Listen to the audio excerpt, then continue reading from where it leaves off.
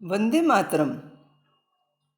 वेदों के ज्ञान को सुनने वाले सभी धर्म प्रेमियों को, ज्ञानियों को साधिका डॉक्टर विभाश्री दीदी का प्रणाम है।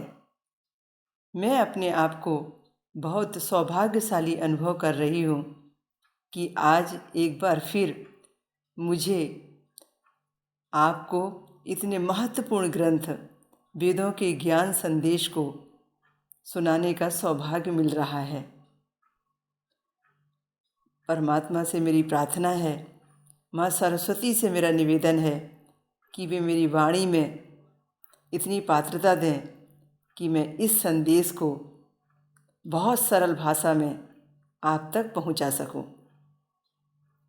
आज का यह संदेश जो यजुर्वेद के ऊपर में है, मैं अपने इष्ट देवता को समर्पित करते हुए यजुर्वेद के प्रथम मंत्र से इसकी शुरुआत करती हूँ। वेद 4 होते हैं। पहला ऋग्वेद, दूसरा यजुर्वेद, तीसरा सामवेद और चौथा अथर्ववेद। आज हम दूसरे क्रम के वेद में दूसरे नंबर का वेद जो यजुर्वेद के नाम से प्रसिद्ध है, उसका पहला पाठ ज्ञान के रूप में लेने जा रहे हैं। और यजुर्वेद का पहला मंत्र हम बहुत आराम से एक एक शब्द को समझ के बोलने जा रहे हैं। हरि ओम ओम ईशे तुवोर्जे त्वावायवस्थ देवो वः सविता प्रार्पयतु श्रेष्ठतमाय कर्मणो आप्यायाध्वमध्या इंद्राय भाग प्रजावतीरनमिवा अयक्ष्मामावस्तेन ईशत माधश सोध्रुवा अस्मिन् गोपितो स्यात् बहिर्यजमानस्य पशून् पाहि।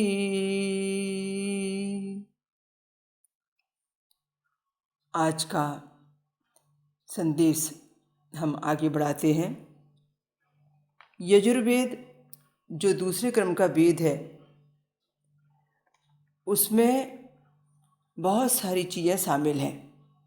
सबसे पहले तो ये कि इसे मोक्षदाता कहा गया है, तो सुनिश्चित रूप से इसके जो भी उपदेश हैं वो व्यक्ति को वैराग्य की तरफ ले जाते हैं, वो व्यक्ति को धर्म के शिखर पर ले जाते हैं, वो व्यक्ति को अद्वितीय बनाते हैं, वो गीता के ज्ञान के जैसे हैं और कर्म कांड से संबंधित हैं।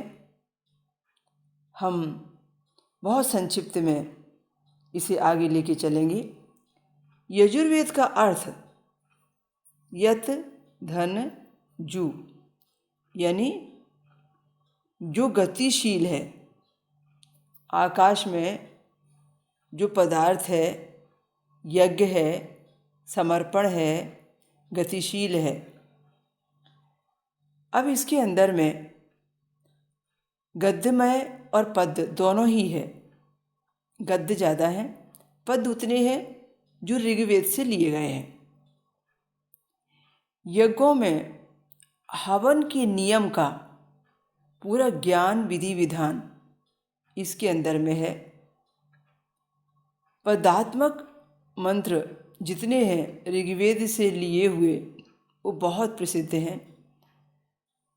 2 प्रकार की इसमें शाखाएं हैं। एक का नाम है कृष्ण यजुर्वेद, दूसरे का नाम है शुक्ल यजुर्वेद। जो भी मंत्र भाग हैं वह ब्राह्मण हैं। इसके संकलन के ग्रंथ हैं। मात्र जो मंत्र भाग हैं उनका जो संकलन है उसे ब्राह्मण कहा गया है। संकलन वेद व्यास जी ने ही किया है।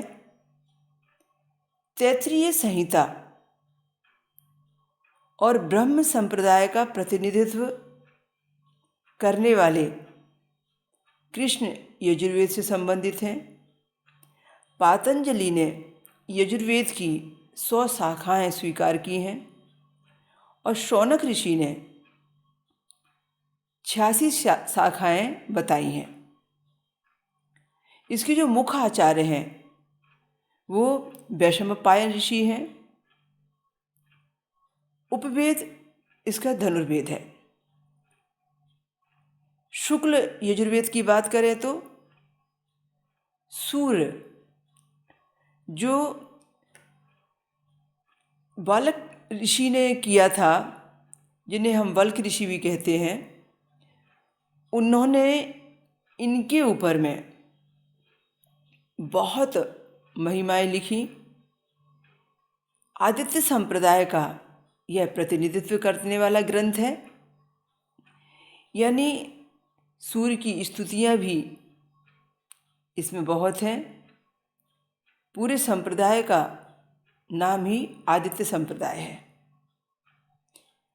इस प्रकार से आदित्य संप्रदाय शुक्ल यजुर्वेद में गया और तैत्तिरीय जो संहिता है ब्रह्म संप्रदाय की, वो कृष्ण यजुर्वेद में आई।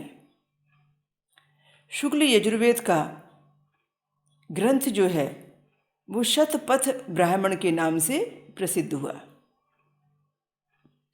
ये शतपथ ब्राह्मण में यजुर्वेद के दोनों शाखाओं के, कृष्ण यजुर्वेद के भी और शुक्ल यजुर्वेद के भी दोनों शाखाओं के मंत्र हैं। शुक्ल यजुर्वेद का जो आरण्य है, आरण्य का मतलब जो जंगल में लिखा जाने वाला विशिष्ट ग्रंथ है, उसका नाम बृहदारण्य है। यानी आरण्य के आगे आपको बृहदा लगा देना है, यानी बड़ा, जिसका अर्थ होता है बड़ा। बृहदारण्य। 2 उपनिषद तो इसके अधिक हैं, पर जो 2 उपनिषद हैं वो बहुत प्रसिद्ध हुए हैं। हम रिपीट करें, 108 उपनिषद पूरे वेदों से निकले हैं, जिनमें वर्तमान में 13 को मान्यता मिली है। यह 13 उपलब्ध हैं। इसके 2 उपनिषद बहुत प्रसिद्ध हैं। एक ईशावास्योपनिषद, दूसरा बृहदारण्य कोपनिषद। यजुर्वेद में अमावस्या का, पूर्णमासी का या त्योहारों का या खास तिथियों का यज्ञ विधि विधान बहुत अच्छे से दिया है। राजसूय यज्ञ का वर्णन दिया है, कैसे किया जाना चाहिए। यज्ञ की विविध विधियाँ कैसे तैयार होती हैं, उनका निर्माण, उनका वास्तु कैसा होना चाहिए। श्रोत्रमणि यज्ञ का विधि विधान दिया है। अश्वमेध यज्ञ का बहुत विस्तृत वर्णन है। अध्याय 31 में पुरुष सूक्त दिया है, जिसमें विराट पुरुष यानी परमात्मा के विराट स्वरूप के दर्शन मिलते हैं। या हम ये कहें कि गीता के ज्ञान में जो हम जगदीश्वर स्वरूप भगवान का देखते हैं, ऐसे निराकार परमात्मा के हमें स्वरूप के दर्शन अध्याय 31 के पुरुष सूक्त में मिलते हैं। यजुर्वेद में ऋषि पाणिनि ने, अब ऋषि पाणिनि कौन? जो अपने व्याकरण और गणित के लिए प्रसिद्ध हैं। आज का जो गणित है वो पाणिनि का पुराना व्याकरण रहा है। इसकी चर्चा हमने की है। तो ऋग्वेद में ऋषि पाणिनि ने यज्ञ की व्युत्पत्ति कैसे हुई, यज्ञ नाम धातु से, यानी हर जगह इसमें धातु शब्द का इस्तेमाल किया गया है। मैंने तो शुद्ध हिंदी में इसको ट्रांसलेशन करके लिखने के नाम से उस शब्द का ज़्यादा इस्तेमाल नहीं किया है, पर धातु का मतलब होता है कि अमुक शब्द। धातु यानी वह शब्द, जैसे यज धातु यानी यज नाम का शब्द, वह शब्द का अर्थ। तो ये कहा गया है कि यज नाम की धातु से अनेक शब्द की उत्पत्ति होती है। तो इधर मैं इस्तेमाल कर रही हूँ कि धातु का अर्थ जो है वो शब्द से लिया गया है। यज यानी यज्ञ, यज यानी पूजा, और शतपथ ब्राह्मण जो ग्रंथ है वो खुले आकाश में विचरण करने वाला, जैसे मंत्र की हवनी, मंत्र की अग्नि की जो भी सुगंधी धूप, गर्मी, धुआं जो भी उसमें से निकलता है वो सब खुले आसमान में विचरण करता है। तो उससे संबंधित यह यजु है यानी खुला है, इसलिए भी इसका नाम यजुर्वेद पड़ा है। यजुर्वेद के अंदर में बहुत सारी खास बातें हैं और उनमें कुछ ऐसी बातें हैं जो व्यक्ति को इस जीवन में ही वो उपलब्धियां हासिल करती हैं कि वह अपने जीवन के अंतिम चरण में मोक्ष की प्राप्ति पर पहुंच जाए। अध्याय 34 में शिव संकल्प सूत्र है। बाकी 33 देवताओं की इसमें स्तुति है, 33 करोड़ नहीं, 33 देवता। अध्याय 35 में पितृमेध का वर्णन है। अध्याय 39 में अंत्येष्टि संस्कार कैसे करना चाहिए। किसी व्यक्ति के दुनिया से विदा होने के बाद में उस व्यक्ति का अंत्येष्टि संस्कार कितने वैदिक नियमों के विधि विधान के साथ में किया जाए कि पंचतत्व में विलीन होने वाला वह व्यक्ति अपनी आत्मा को मोक्ष तक ले जा सके। बहुत विस्तृत विधि विधान और वैज्ञानिक तरीके से दिए हुए हैं। इसी में से कुछ शब्द, कुछ सारांश, कुछ उपलब्धि, कुछ ज्ञान, कुछ इसलिए कहा गया है कि मात्र 25 से 30% अंत्येष्टि संस्कार से संबंधित लेकर गरुड़ पुराण के अंदर में मिलाया गया, या गरुड़ पुराण की शुरुआत की गई, या जो भी गरुड़ पुराण में बहुत सारा मनगढ़ंत विषय लिखा गया है उसमें बहुत श्रेष्ठ ज्ञान इसमें से लेकर 30% डाला गया है यजुर्वेद में से। इसलिए वो आज तक लोगों के लिए पढ़ा जाने वाला योग बन गया है।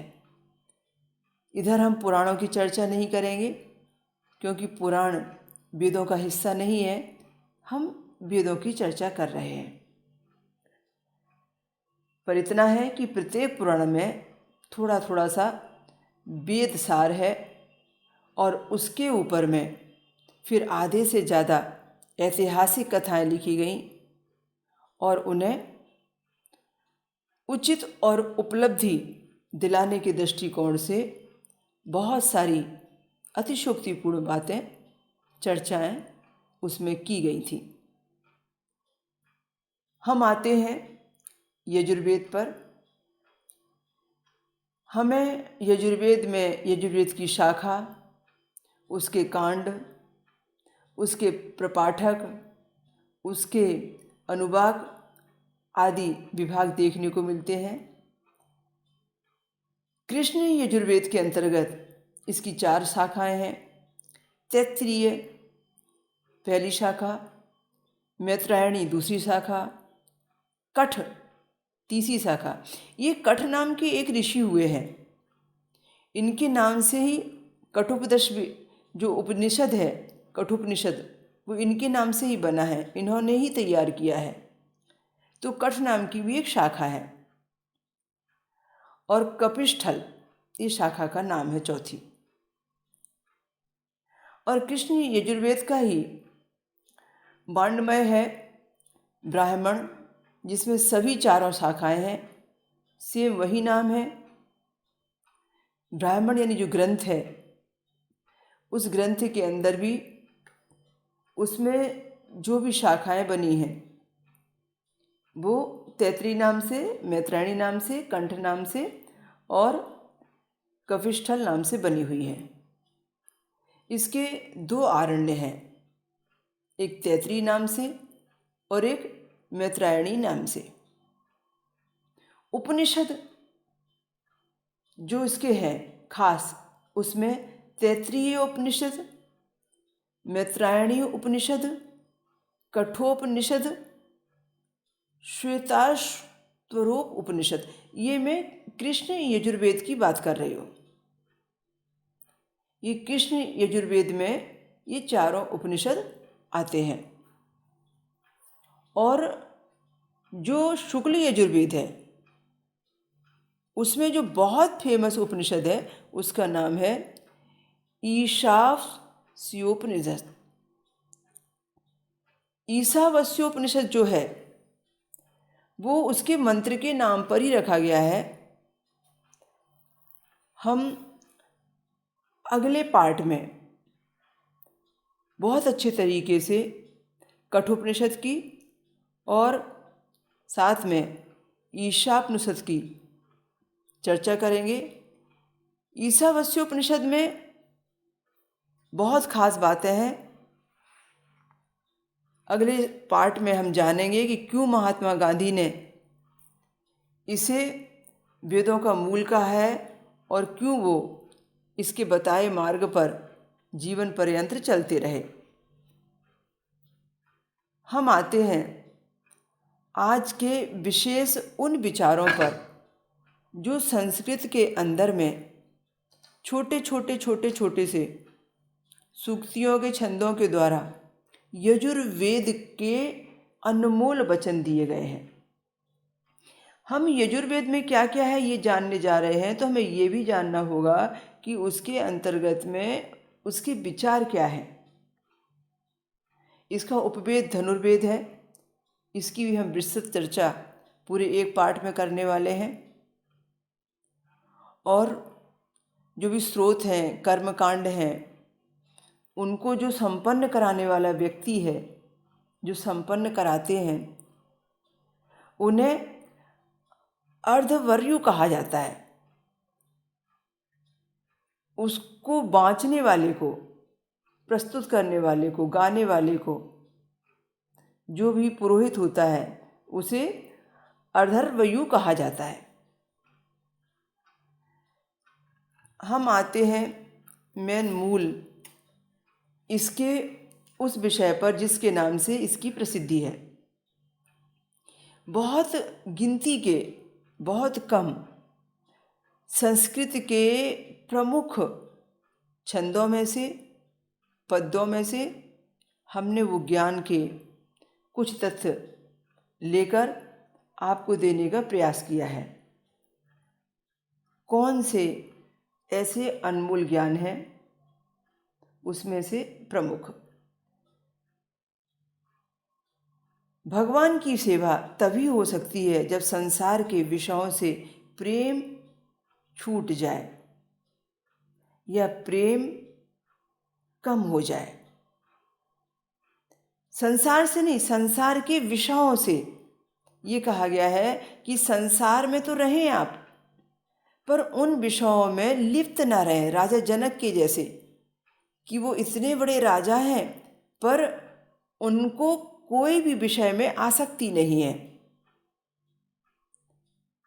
तो ये कहा गया कि हर व्यक्ति को अपने जीवन में जो भी संसार से हम उपभोग करते हैं चीज़ें, ऐश्वर्य है, भौतिक सुख सुविधाएं हैं, घर परिवार है, सारी दुनियादारी है, उसमें जो विलप्त रहते हैं, जो उसके अंदर में हम बहुत ज़्यादा अटैच रहते हैं, उसके अटैचमेंट को हमें कम करना है। तो निश्चित रूप से हम अपना परिवर्तन देख पाएंगे। रहें सारी सुविधाओं के बीच में, पर उसके बावजूद भी हमारा मन उसके साथ में इतना लिप्त ना हो कि वह मोहे हमें कुछ करने ही न दे। एक छोटा सा प्रसंग, ये कैसे हम संसार में रहकर और संसार से अलग रह सकते हैं, वह यह है कि राजा जनक के पास में एक साधु को उनके गुरु ने ज्ञान पाने के लिए भेजा। एक साधु जिनको कि अपने गुरु से बहुत लंबे समय तक के ज्ञान पाने का अवसर मिला, उन्होंने जिज्ञासा की कि मैं ज्ञान में पूर्ण हूँ या नहीं, आप मेरी परीक्षा ले लें। मुझे कुछ ऐसी परीक्षा देनी है कि आपको मैं यकीन दिलाऊं कि मैं सर्वज्ञ हो गया हूँ या मैं पूरे ज्ञान में पक गया हूँ। तो उन्होंने कहा कि तुमको इसके लिए राजा जनक के पास मैं भेजता हूँ। तुम यदि वहाँ पर खरे निकले तो समझना कि तुम ज्ञानी हो गए हो या तुमने पूरी तरह से ज्ञान को आत्मसात कर लिया है। उसे बहुत अच्छा नहीं लगा, राजा जनक के पास मुझे क्यों भेजा जा रहा है। और उसका प्रश्न था कि वो राजा हैं, वो हमारे जैसे ज्ञानी और हमारे जैसे त्यागी नहीं है, वो ऐश्वर्य सुख भोग में रहने वाले राजा हैं, उनकी हमारी क्या बराबरी। पर गुरु थे, वो तो अंतर्यामी थे, उन्होंने कहा यह तो तुम्हें वहाँ जाने पर ही पता चलेगा, तो तुम्हें पहले उनके पास जाना है और कुछ ज्ञान हासिल करना है। राजा जनक के पास में जब वो साधु आए तो राजा जनक ने उनका स्वागत किया। पता चला कि उनके गुरुदेव ने यहाँ पर भेजा है उनको। दूसरे दिन प्रातः स्नान के लिए सरोवर में राजा उनको साथ में ले गए। उनके पास में जो साधु आए थे, बस खाली एक ही लंगोटी थी, एक ही उनका उपरना था, जिसे हम शरीर में ढकने वाला वस्त्र कह सकते हैं, और एक वो पहने हुए थे। वे आए सरोवर पर साथ में अपने उस एक जोड़ी वस्त्र को लेकर, और सरोवर में तट पर वस्त्र रखकर वे स्नान करने लगे राजा जनक के पास।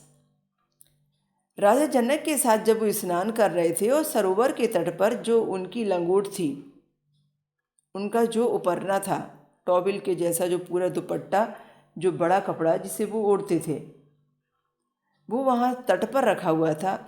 अचानक उन्होंने देखा कि वो जल में बीच में डूबे हैं, स्नान कर रहे हैं, और एक कोई भी वहाँ से कुत्ता आता है और उनकी उस लंगोटी के कपड़े को मुंह में दबाकर भागने लगता है। वो परेशान हो जाते हैं कि वो मेरे कपड़े को लेके जा रहा है, और चिल्लाते हैं ज़ोर से, अरे अरे कोई इसे पकड़ो, वो देखो मेरे कपड़े लेके जा रहा है। और वो कुत्ता आया, उसने इनका ध्यान आकर्षित किया, लंगोटी उठाई और वहाँ से भाग गया। ये बहुत चिंतित और बेचैन हो गए। बाहर निकले जब तक वो कपड़े ले जा चुका था। बहुत चिंतित और परेशान देखकर राजा जनक मुस्कुराने लगे। राजा जनक जल से बाहर आए तो राजा जनक ने कहा, क्या हुआ? साधु ने कहा, मुझे सिर्फ मेरे वस्त्र चले जाने के बाद में जो चिंता सता रही है, उससे मैं परेशान हूँ।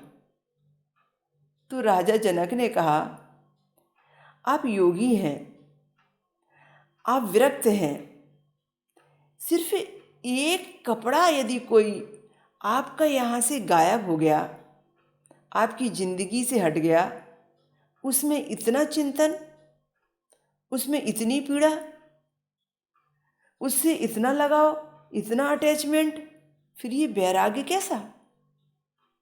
साधु को अपनी गलती का एहसास हो गया। वे सोचने लगे, वाकई में ये राजा होकर इतने विरक्त हैं कि मैं तो यहाँ पर ये वस्त्र को लेकर आया साथ में, ये तो साथ में वस्त्र भी नहीं लाए, और वस्त्र के साथ, उसी वस्त्र के साथ में ये जाने वाले हैं, और मैं एक वस्त्र को लेकर यहाँ रो रहा हूँ। इनके अंदर में इतना वैराग्य है और मेरे अंदर में सांसारिक चीज़ों से इतना अटैचमेंट। उसे अनुभूति हो चुकी थी इस विषय की कि भगवान की सेवा तभी हो सकती है जब संसार के विषयों से प्रेम कम हो जाए या प्रेम छूट जाए। तो इस तरीके से आगे इससे संबंधित कई स्लोगन इसमें आए हैं कि भगवान के प्रति प्रेम जागृत करना है तो विषयों में से प्रेम कम करना पड़ेगा। इस प्रकार से मिलते जुलते इसके अंदर में कई स्रोत आए हैं। आगे, संसार को त्यागने की जरूरत नहीं, विषयों से मोह को त्यागो। जैसे कि अभी आपने प्रसंग सुना, ये सब मिलते जुलते हैं। और राजा जनक के प्रसंग से आपने समझ लिया होगा कि हमें हमारी वस्तुओं से इतना अटैच नहीं रहना चाहिए कि वो हमारे ज्ञान और भक्ति के ऊपर हमला करें या हमें वहाँ निपुण होने में बाधा प्रदान करें।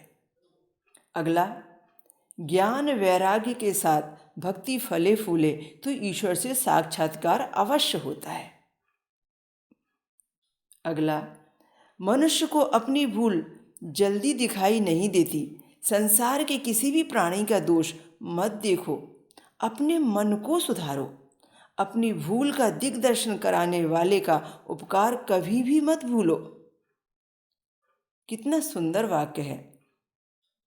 कबीरदास जी ने उसको इस तरीके से कहा है, बुरा जो देखन में चला बुरा न मिलिया कोय, जो दिल खोजो आपना मुझसे बुरा न कोय। मनुष्य अपनी भूलें नहीं देखता और हर प्राणी के अंदर में दोष खोजते रहता है। तो इसी के लिए कहा गया है कि जो व्यक्ति आपकी भूलों का एहसास कराता है उसे आपको धन्यवाद देना चाहिए, उसका उपकार कभी नहीं भूलना चाहिए कि वही है जो आपको बदल रहा है। इस प्रकार से हम अब अगले वचन पर चल रहे हैं। 32 लाख जप संख्या पूरी होने पर विधाता का लेख भी पलट जाएगा। अब किस जप की बात कर रहे हैं? 32 लाख जप। अपने आप में कोई भी वह जप जो परमात्मा से आपको मिलाने वाला है, परमार्थ के लिए है, जिसमें आपकी स्वार्थ सिद्धि नहीं है, जो परमात्मा के गुणों के लिए है, चाहे वो अकेला ओम ही क्यों ना हो, चाहे वो गायत्री मंत्र और महामृत्युंजय मंत्र ही क्यों ना हो, चाहे वो सर्वे भवन्तु सुखना ही क्यों ना हो, पर मंत्र वह है जिसमें आपकी स्वार्थ सिद्धि नहीं है। यदि उसे 32 लाख जप पूरा कर लिया जाए तो विधाता का लेख भी पलट जाएगा, यानी असंभव कार्य संभव कर सकते हैं आप। अगला, 1 वर्ष तक वाणी से जप कीजिए, 3 वर्ष तक कंठ से, एवं 3 वर्ष के बाद मन में जप होता है। उसके बाद अजपा स्थिति अपने आप आ जाती है। कितना सुंदर उदाहरण है। एक स्थिति ऐसी आ जाती है कि जब हमें न माला की आवश्यकता पड़ती, न गिनती की आवश्यकता पड़ती और न कंठ से किसी मंत्र को बोलने की आवश्यकता पड़ती। हमारी आत्मा हर पल हर क्षण उसमें रमी ही रहती है और वो अजपा स्थिति हमारी बन जाती है। अगला, जिसका जीवन केवल भगवान के निमित्त है उसे कभी संग्रह नहीं करना चाहिए। संग्रह प्रभु भक्ति में बहुत बाधक है। पिछले प्रसंगों में भी हमने ये जाना। जो जितना ज़्यादा संग्रह करता है मोह माया उसे उतना ज़्यादा बार बार जन्म मरण के बंधन को देती है, और जो जितना ज़्यादा त्यागता है वह व्यक्ति उतना ज़्यादा मोक्ष की तरफ कदम बढ़ाता है, जन्म मरण के बंधन से मुक्त होने के लिए कदम बढ़ाता है। और हमेशा याद रखिए कि जो जितना ज़्यादा देगा वह अपने देवत्व की ओर उतना ही आगे कदम बढ़ाएगा। कहते हैं कि देने वाला देवता और लेने वाला दास है। हमेशा देने वाले का हाथ ऊपर ही रहता है और लेने वाले का हाथ हमेशा नीचे की ओर रहता है। इसलिए कहा है कि उतना ही संग्रह करना है जितना अति आवश्यक है। अगला, परमात्मा से मिलना ही मानव जीवन का लक्ष्य नहीं है। जो सदैव सावधान रहे वही संत है। हम हर पल हर क्षण हमेशा यही सोचें कि ना जाने किस भेष में नारायण मिल जाए। बस इसी सावधानी के साथ में हमारा जीवन हम कुशलता के साथ जिएं तो भी परमात्मा से मिलने का लक्ष्य हमारा पूरा हो जाता है, क्योंकि परमात्मा से मिलना ही मानव जीवन का लक्ष्य नहीं है। हमेशा उसे उस धुन में ही रहना चाहिए। अगला, त्याग से अलौकिक शक्ति आती है। त्याग से अलौकिक शक्ति आती है। विषय अपने को छोड़ते हैं तो दुख होता है। फिर समझिए कि यदि हम त्याग करते हैं तो इसमें हमें अद्भुत शक्ति मिलती है। जब धीरे धीरे धीरे धीरे हमारी विषय वासनाएं कम हो जाती हैं, काम क्रोध लोभ मद अहंकार जितनी भी विषय वासनाएं कम हो जाती हैं तो हमारा दुख भी कम हो जाता है।